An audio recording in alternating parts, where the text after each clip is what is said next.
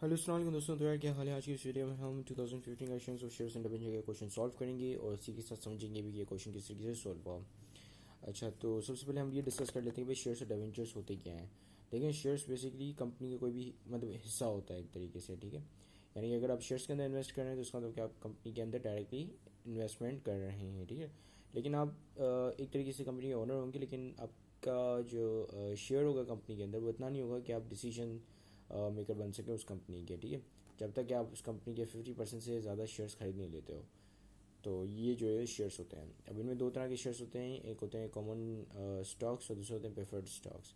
अब common stocks वो होते हैं जिन पर आपको एक तरीके से वोटिंग राइट मिल जाता है। ये अच्छा कंपनी के बेसिकली बोर्ड ऑफ डायरेक्टर्स होते हैं और ये नॉमिनेट इस तरीके से होते हैं कि जब उनको स्टॉक होल्डर्स वोट देते हैं, ठीक है।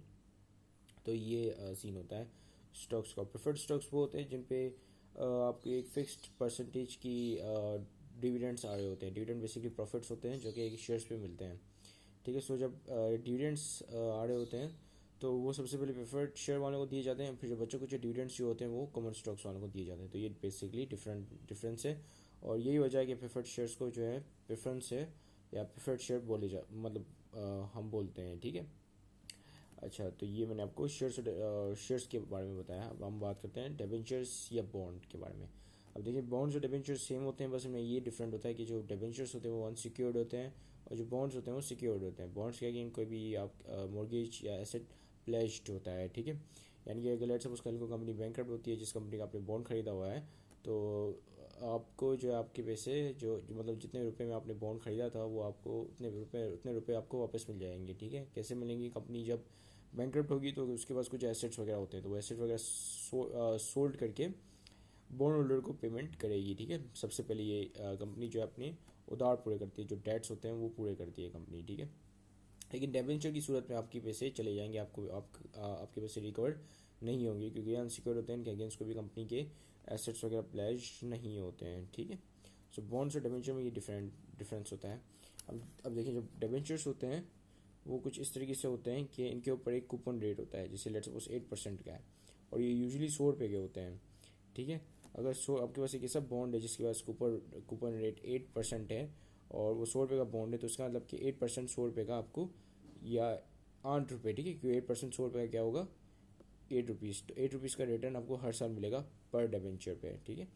तो इस तरीके से होता है। अब इनकी एक तरीके से टेन्योर होता है, मेच्योरिटी पीरियड होता है कि अगर लेट्स सपोज इसमें लिखा हो कि 5 ईयर्स का मेच्योरिटी पीरियड है, तो इसका मतलब कि 5 ईयर के बाद कंपनी जो है इस बॉन्ड को वापस खरीदेगी और आपको जो आपने पैसे जिन पैसों से मतलब जो उधार दिया था कंपनी को इस डिबेंचर की सूरत मतलब डिबेंचर खरीद कर, वो उधार कंपनी आपको वापस लौटा देगी, ठीक है। यानी अपनी उधारी पूरी कर लेगी। तो बेसिकली ये सीन होता है, ठीक है। तो मेच्योरिटी के पीरियड को मतलब हम ये कहते हैं कि या इसको इस तरीके से हम कहते हैं कि रिडम्पशन, ठीक है। रिडम्पशन का पीरियड क्या का जब बंदा जाके अपना ये बॉन्ड जो है रिडीम करवाता है तो उसको उसके पैसे वापस मिल जाते हैं। अब इस बॉन्ड्स लेना या डिबेंचर खरीदना इसका मतलब कि आप जो है डेट सिक्योरिटीज ले रहे हो या डेट इंस्ट्रूमेंट में या कंपनी के डेट के अंदर इन्वेस्टमेंट कर रहे हो, ठीक है। इस पर आपको जो 8% रिटर्न आ रहा होता है उसको हम बेसिकली इंटरेस्ट बोलते हैं या कूपन रेट बोलते हैं या सूद बोलते हैं, ठीक है। और शेयर्स में आप अगर इन्वेस्टमेंट करते हो तो इसका मतलब कि आप इक्विटी में इन्वेस्टमेंट कर रहे हो, ठीक है।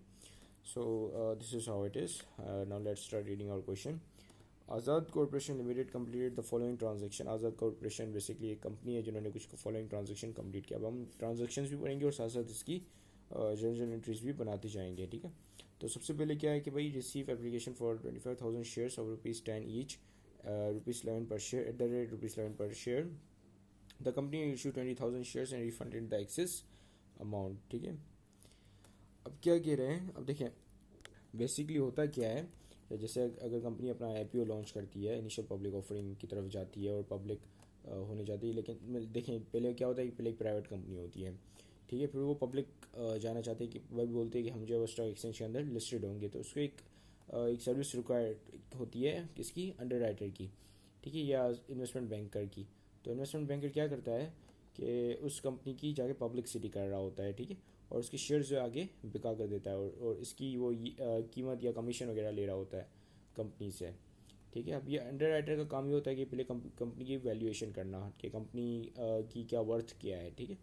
फिर उस हिसाब से बताता है कि भाई आपके इतने शेयर्स बनेंगे, 10 रुपये का एक शेयर होगा और ये शेयर इतने रुपये में बिकेंगे मार्केट के अंदर। समटाइम्स अंडरराइटर ये भी करते हैं कि अंडरराइटर जो है उसको डिस्काउंटेड रेट पे खुद खरीद के और आगे मार्केट में प्रीमियम रेट पे सेल आउट कर देते हैं। प्रीमियम रेट क्या होता है, डिस्काउंट रेट क्या होता है?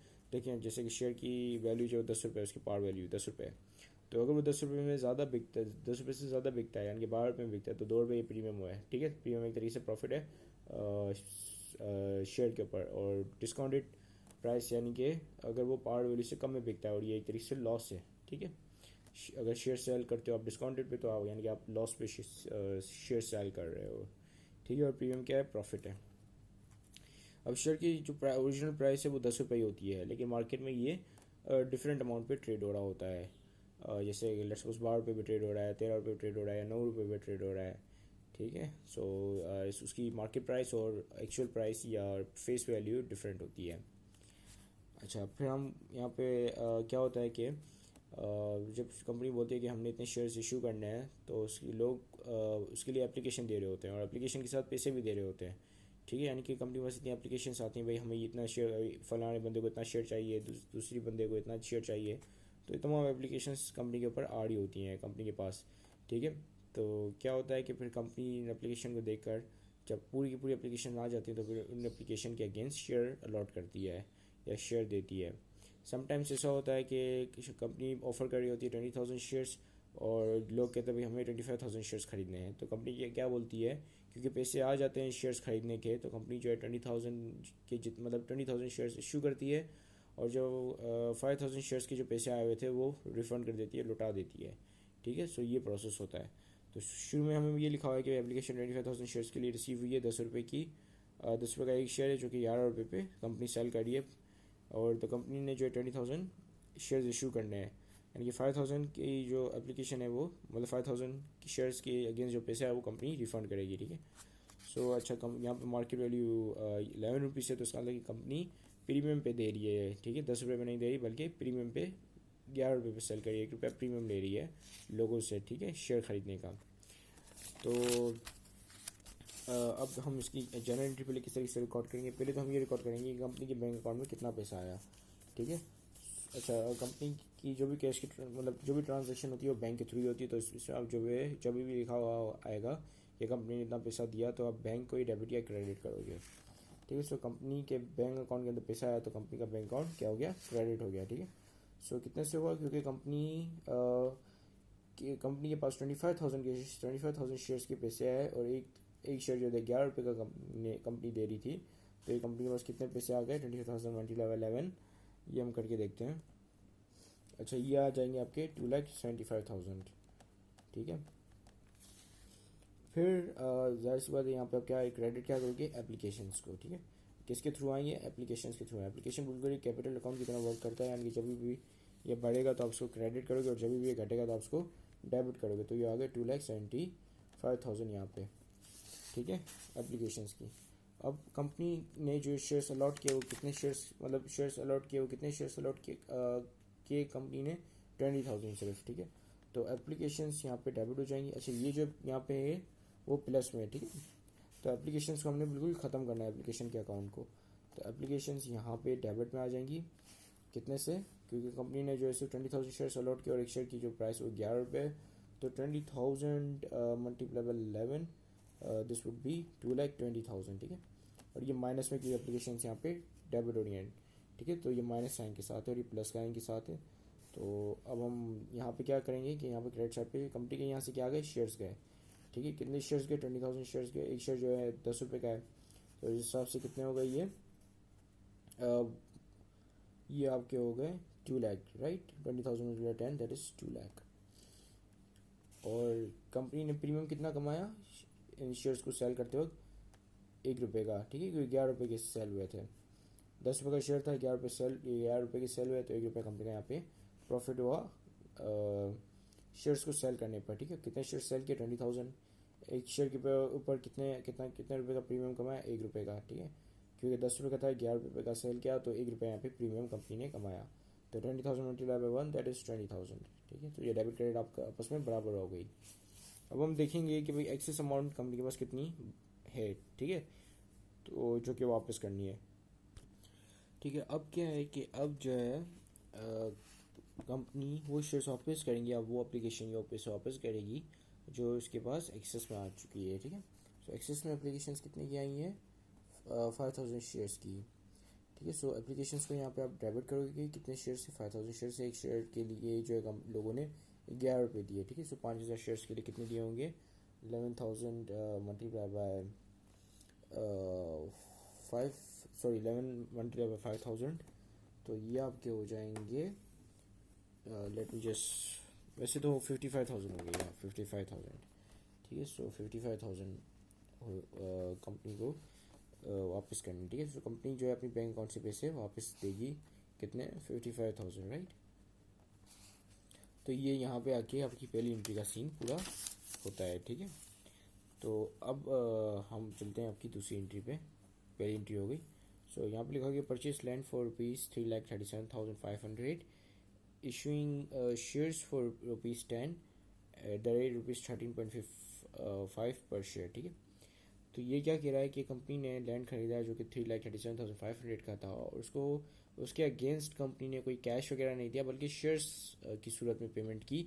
और शेयर जो है 10 रुपये का है, लेकिन कंपनी ने उसकी वैल्यूएशन, उसकी मार्केट वैल्यू के हिसाब से वो शेयर्स की वैल्यू लगाई या वो शेयर्स दिए जो कि 13.5 पैसे हैं। ठीक है, सो चलिए अब इसको किस तरीके से रिकॉर्ड करेंगे। कि सबसे पहले हम देखेंगे कि कंपनी के पास क्या आया। कंपनी के पास जो है लैंड आया, कितने का? 3,37,000 का। ठीक है, तो यहाँ पे हम पहले लैंड को जो है डेबिट कर देंगे, और लैंड कितने का आया था? 3,37,500 का। ठीक है, 3,37,500, मैंने गलती से पहले 500 नहीं बोला था, इट इज़ एक्चुअली 3,37,500। ठीक है, तो इसको हमने यहाँ पे डेबिट कर दिया क्योंकि ये शो कर रहा है कि कंपनी के पास ये लैंड आया। अब इसके अगेंस्ट में कंपनी ने जो है शेयर्स इशू किए हैं। अब कितने शेयर्स इशू किए हैं ये तो हमें नहीं पता, लेकिन हमें ये पता है कि एक शेयर जो है वो 12.5 रुपये का था। ठीक है, 12.5 रुपीज़ का एक शेयर था। तो अब इसको इस तरीके से निकाल सकते हो कि कितने शेयर कंपनी ने इशू किए पाए, dividing this to the market value of the share. ठीक है, so 3,37,500 divide by the market value कितनी है? 12.5 रुपीज़। ठीक है, तो कितने कंपनी ने शेयर्स इशू किए? 27,000 शेयर्स इशू किए इस लैंड को ख़रीदने के लिए, या शेयर्स की 27,000 शेयर्स की सूरत में पेमेंट की इस लैंड को ख़रीदने के लिए। ठीक है, तो 27,000 शेयर्स आ गए, और एक शेयर जो 10 रुपये का है, तो ये कितने हो गए? 27,000 multiply by 10, this would be, अच्छा सॉरी, शेयर की जो बेसिकली मार्केट प्राइस है वो 12.5 पैसा नहीं बल्कि 13.5 है। ठीक है, सो मैंने ये गलत यहाँ पे कैलकुलेट कर लिया, तो इसको जो है हम 13 कर लेते हैं। तो ये हो गया आपकी 25,000, यानी कि कंपनी को 25,000 शेयर्स देने पड़े लैंड को अक्वायर करने के लिए। तो ये 25 हो जाएंगे। ठीक है, सो 25,000 मल्टीप्लाई 10, ये कितने हो जाएंगे आपके? ये हो गया आपके 2,50,000। ठीक है, अब ये शेयर जो प्रीमियम पे दिए कंपनी ने। ठीक है, क्योंकि 10 रुपये का तो नहीं दिया इन लोगों को जो पड़ा ये शेयर 13.5 का। तो ये 20 प्रीमियम कितने का है? 13.5 माइनस 10, इट वुड बी 3.5। ठीक है, सो 25,000 शेयर्स के ऊपर कंपनी ने जो प्रॉफिट रखा था वो कितने का था? 3.5 का। ठीक है, सो 25,000 मल्टीप्लाई बाय 3.5 कितने हो जाएंगे? ये आपके हो जाएंगे, इसको हम कैलकुलेट करके देख लेते हैं यहाँ पे। 25,000 मल्टीप्लाई बाय 3.5, तो ये आपके हो गए 87,500। ठीक है, सो ये आ गए आपके 87,500। तो चलो अब हम आगे देखते हैं आगे आपके पास कौन सी एंट्री है। आगे आपके पास एंट्री नंबर 3, इसमें लिखा है कि purchase equipment and issued 4,000 shares of ₹10 at the rate 15 पर शेयर। ठीक है, यानी कि 10 रुपये वाला शेयर था उसको 15 रुपये का उन लोगों ने दिया, और इसके अगेंस्ट उन लोगों ने इक्विपमेंट परचेज़ किया। अब ये नहीं पता कि इक्विपमेंट कितने के, लेकिन हमें ये पता है कि 4,000 शेयर्स इन लोगों ने इशू किए थे। ठीक है, और ये शेयर्स जो है इनको प्रीमियम पे पड़े, प्रीमियम पे दिया उन लोगों ने, क्योंकि 5 रुपये यहाँ पे प्रीमियम है। ठीक है, 10 रुपये का शेयर है, 15 रुपये, मतलब 10 रुपये का शेयर है, 15 रुपये की उसकी मार्केट वैल्यू है, तो 5 रुपये उसके ऊपर प्रॉफिट है। ठीक है, सो इक्विपमेंट कंपनी के पास क्या है? कंपनी के पास जो है वो इक्विपमेंट आया। ठीक है, तो यहाँ पे आई थिंक जगह ख़त्म हो चुकी है, तो हम यहाँ पे एंट्री बनाएंगे। ठीक है, सो कंपनी के पास क्या है? इक्विपमेंट। ठीक है, इक्विपमेंट आया कंपनी के पास, तो इक्विपमेंट का यहाँ पे हमने डेबिट कर दिया। कितने का है हमें ये नहीं पता, लेकिन हमें ये पता है कि कंपनी ने जो है 4000 शेयर्स इसके अगेंस्ट इशू किए थे, और एक शेयर की जो मार्केट वैल्यू है 15 रुपये है, ठीक है। तो कंपनी ने इसको टोटल कितने पैसे दिए होंगे, 4000 मल्टीप्लाई बाय 15, तो ये आपके पास आ जाएगा, ठीक है। 4000 मल्टीप्लाई बाय 15, तो ये कितने गई, कंपनी ने दिया इसको 60,000 दिए, 60,000 रुपीज़ का इक्विपमेंट परचेज किया, ठीक है। तो 60,000 यहाँ पे आप कर दोगे डेबिट। फिर कंपनी ने इनको कैश की सूरत में तो अदायगी नहीं की, बल्कि क्या दिए, शेयर्स दिए। एक शेयर की जो फेस वैल्यू है 10 रुपये, तो 4000 multiply by 10, this would be 40,000। और कंपनी ने जो है वो हर शेयर पे 5 रुपये का अपना प्रॉफिट रखा, ठीक है, प्रीमियम रखा। तो प्रीमियम कितना सूरत, मतलब प्रीमियम कितना उन लोगों ने उसके अंदर ऐड किया शेयर्स के अंदर, 5 रुपये का, ठीक है। सो 4000 मल्टीप्लाई 5, दिस वुड बी 20,000, क्योंकि 5 4 20 और 0 के 0 आगे लगा लो, तो 20,000। तो 20,000 ये क्या हो गया, ये क्रेडिट हो गया, ठीक है। तो चलिए अब आगे देखते हैं, आगे आपके पास कौन सी एंट्री है।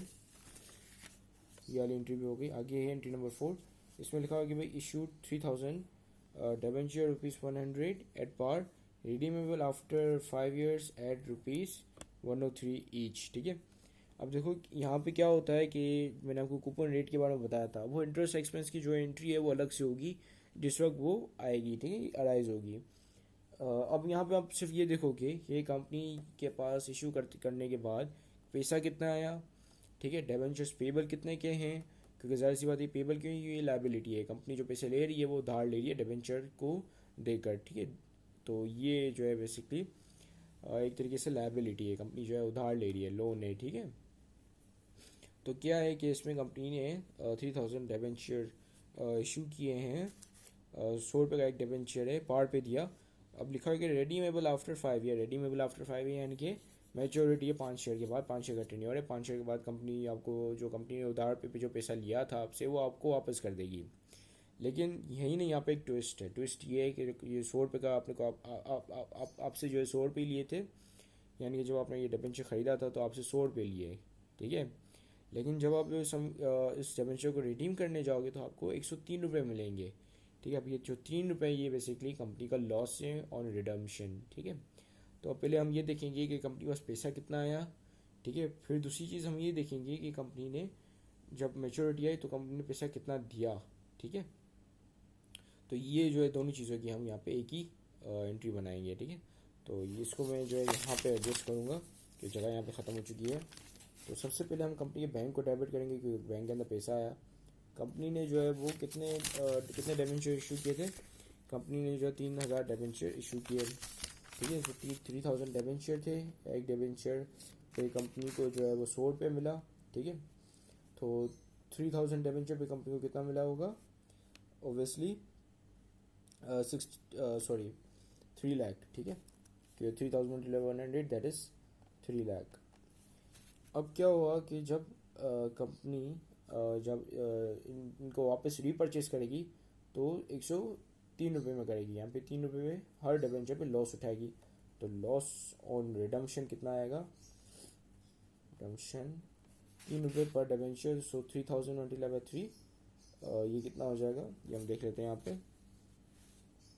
3000 मल्टीप्लाई बाय 3 ऑब्वियसली 9000। तो 9000 जो है कंपनी यहाँ पे लॉस उठाएगी जब लोग जो है 5 साल के बाद रिडीम करवाने आएंगे, ठीक है। सो पहली तो ये एंट्री हो गई। तो यहाँ पे टोटल डिबेंचर पेबल कितने का है, डिबेंचर पेबल जो है आपका 3 लाख रुपीज़ का ही है, ठीक है। कैसे, क्योंकि जब कंपनी इनको वापस खरीदेगी तो प्रीमियम प्राइस पे खरीदेगी, ठीक है। 103 क्या है, 3 रुपये यहाँ पे क्या है, प्रीमियम है, ठीक है। डिबेंचर के ऊपर अगर मैंने आपको बताया था फेस वैल्यू से अगर ज़्यादा वैल्यू में कोई बंदा खरीदता है तो वो प्रीमियम पे खरीद रहा है, ठीक है। सो यहाँ पे प्रीमियम पे करेगी कंपनी कितने का, 9000 का, ठीक है। तो ये आपकी वाली एंट्री भी हो चुकी है। हम आगे बढ़ते हैं, आगे क्या लिखा है, आगे आपकी एंट्री नंबर 5, इसकी हम यहीं पे एडजस्ट कर लेंगे। इसमें लिखा है कि भाई इशूड 2000 डिबेंचर ऑफ ₹100 एट ₹95। अब कंपनी ने क्या किया, डिस्काउंट पे इशू किया है, 100 रुपये का जो डिबेंचर है उसको 95 रुपीज़ में इशू किया है, ठीक है। यानी कि 5 रुपये कंपनी ने जो है इधर लॉस किया इशू करते वक्त। फिर लिखा है कि रिडीमेबल आफ्टर 4 years एट ₹105। ₹5 उन लोगों ने रिडम्पशन पे लॉस किया, ठीक है, कंपनी ने। तो इसकी एंट्री किस तरह की बनाओगे? पहले तो बताओगे कि बैंक के अंदर कितना पैसा आया कंपनी के, क्योंकि कंपनी ने जो है 2000 डिबेंचर इशू किए थे, एक डिबेंचर जो है 95 का इशू किया, तो कंपनी के अंदर बैंक के अंदर पैसा आया कितने का, इसको हम कर लेते हैं यहाँ पे 2000 multiply by 95, this would be 1,90,000। Company को जो रिसीव हुई अमाउंट एज अ उधार वो 1,90,000 की हुई, ठीक है।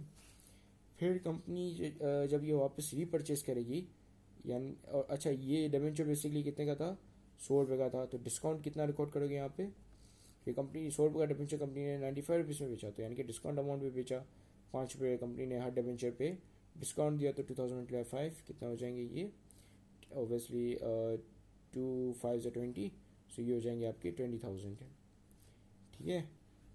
फिर कंपनी को लॉस भी हुआ जब लोगों ने उनको रिडीम करा, ठीक है, तो लॉस ऑन रिडम्पशन भी रिकॉर्ड करोगे। लॉस ऑन रिडम्पशन कितने का, ₹5 का, ₹105 का लोगों ने कंपनी को रीसेल किया, ठीक है, यानी कि कंपनी ने उनसे बाय बैक किया ₹105 में, तो ₹5 का यहाँ पे लॉस हुआ, और पर डिबेंचर ₹5 पे लॉस हुआ, टोटल डिबेंचर जो 2000 थे, तो ये 20,000 का लॉस पूरा यहाँ पे भी हुआ कंपनी को, ठीक है। फिर यहाँ पे हम रिकॉर्ड करेंगे कि डिबेंचर पेबल कितने गए हैं, ठीक है। डिबेंचर पेबल जो थे वो ₹100 का एक डिबेंचर था, ठीक है, कंपनी ने 2000 डिबेंचर इशू किए, तो 2000 मल्टीप्लाई बाय 2000 मल्टीप्लाई बाय 100, अच्छा सॉरी यहाँ पे एक मिस्टेक कर गया हूँ, 2 5 बेसिकली 10, ठीक है, 20 नहीं है, 10 होता है, 2 5 10, ठीक है, ये थोड़ा मैं पता नहीं क्या हो गया दिमाग को, तो 2 5 10 होता है, राइट। सो 10,000 यहाँ पे कंपनी ने लॉस किया, 10,000 यहाँ पे लॉस किया, और यहाँ पे जो डिबेंचर पेबल है, एक डिबेंचर ₹100 का है, और टोटल डिबेंचर 2000 है, तो 2000 multiply by 100, this would be 2 lakh rupees, ठीक है। अब जब ये जो कंपनी से लोग खरीदेंगे, या कंपनी जब लोगों से खरीदेगी तो प्रीमियम पे खरीदेगी, ठीक है, क्योंकि सॉरी फॉर दैट, क्योंकि कंपनी इनसे ₹105 में खरीदेगी, ठीक है। सो यहाँ पे एक प्रीमियम भी रिकॉर्ड करोगे क्रेडिट साइड पे कितने का, 10,000 का, राइट, क्योंकि ₹5 प्रीमियम है पर शेयर, टोटल शेयर 2000 है, तो 5 multiply by 2000, this is 10,000। So इसी के साथ ये वीडियो कंप्लीट होती है। Thank you very much for watching this video, have a great day and अल्लाह हाफिज़।